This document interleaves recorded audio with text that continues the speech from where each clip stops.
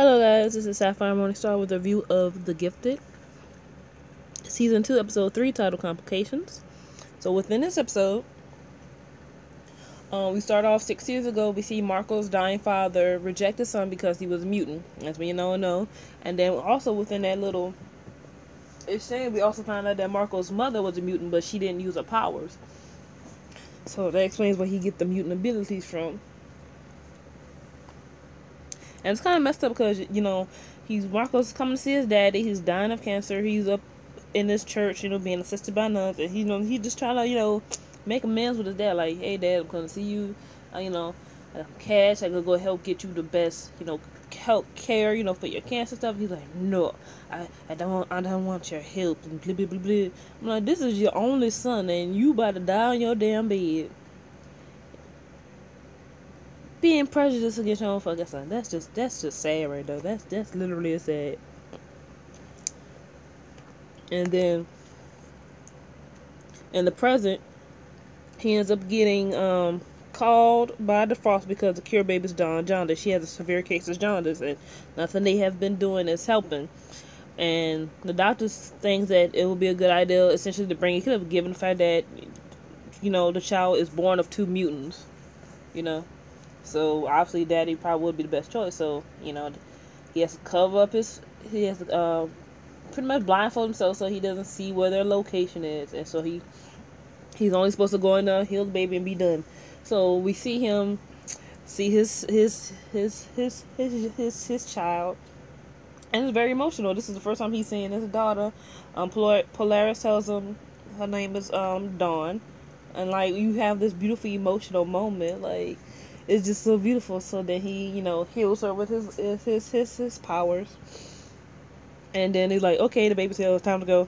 And he just like, why would you do that?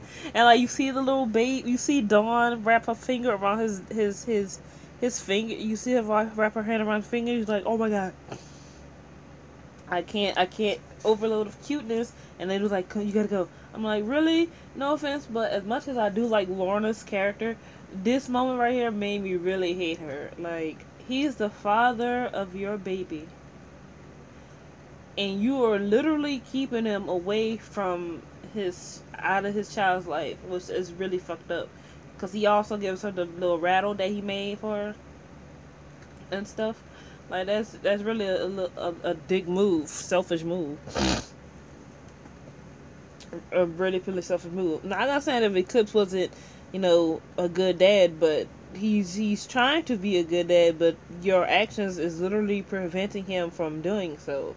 And especially when Lorna knows how his dad treated him, that's what makes him even more messed up. It's his issues with his own father, and here you go pulling this stunt because you allow these Frost sisters to use your motherly affection, your motherly fears as a parent against you.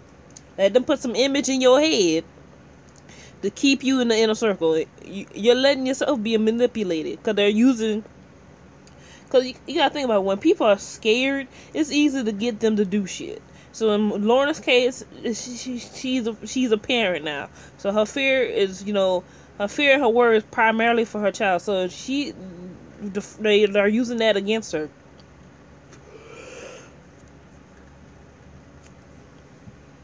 And so they end up controlling Marcos to get him out of there. But his emotions for Lorna and his daughter Dawn overrides their powers, and he screams to Lorna that they're lying to you. And so then Reva comes in, uses her mutant ability, and then they get Marcos out of there. So the fact that he said they're lying to you, you already know, as I said before, is their powers. They have the powers of getting in people's minds stuff. So of course they're gonna make you see what they want you to see to get you to stay. That's kind of what they do, because they need her. Her father is Magneto, and then they got Annie because he's a Von Strucker. To them, those are very powerful mutant bloodlines. So of course they want to keep those two. Like, come on, Lorna, wake up. Wake up, Lorna. So meanwhile, Lauren and Reed returning from a simple, medical run, and Reed's powers manifest. His daughter sees like, yo, Dad. So he ends up melting the steering wheel and they cause a crash. So obviously Daddy got some answering to do. Meanwhile, Mr. Jace Turner. Sorry, that's my phone going off. Meanwhile, Mr. Jace Turner. This is the definition of the person who can't let shit go. Oh my god. So he ends up going to DC despite what he told his wife and checks out the scene, and he ends up seeing he goes to the police department like, look, I used to be part of civil service. I'm like, dude, let this shit go. You're not part of civil service anymore. Let this shit go. So he ends up going to the police department. He ends up hearing something about the crash over the police scanner thing. He goes to check it out and he sees the strugglers and realizing they aren't dead like the authorities please. They're not dead. And so then the police refuse to listen to him because of his dismissal from the SS. They called to check up on this. And right now you just look like a person going for revenge and like let it shit go. But apparently he does end up leaving the office, but we see this one officer because he talked to him earlier. And I have a feeling that the look on the officer's face may end up, they might end up doing like this, like, what would you call it? Like a group of concerned citizens might band together to hunt down mutants on their own type of thing, you know what I'm saying? That's what it seemed like it might happen. That's what I'm going with the look off the police officer's face, but it may not happen, but that's just my theory.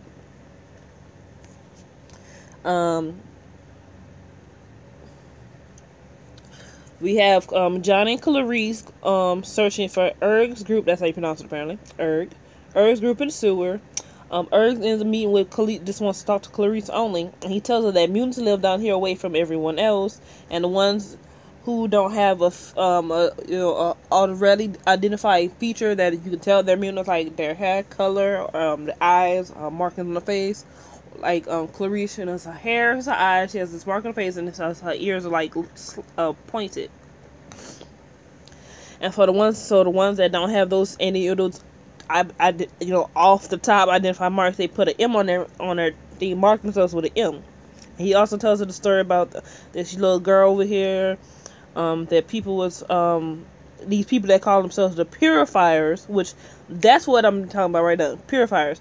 That Jace Turner might end up joining one of those type of groups with his little vendetta that he just needs to go home and be with your wife. Cause right now it sounds like his wife about to get a divorce, and like, I need to go live my best life because you're not gonna drag me down with you in this. You know what I'm saying?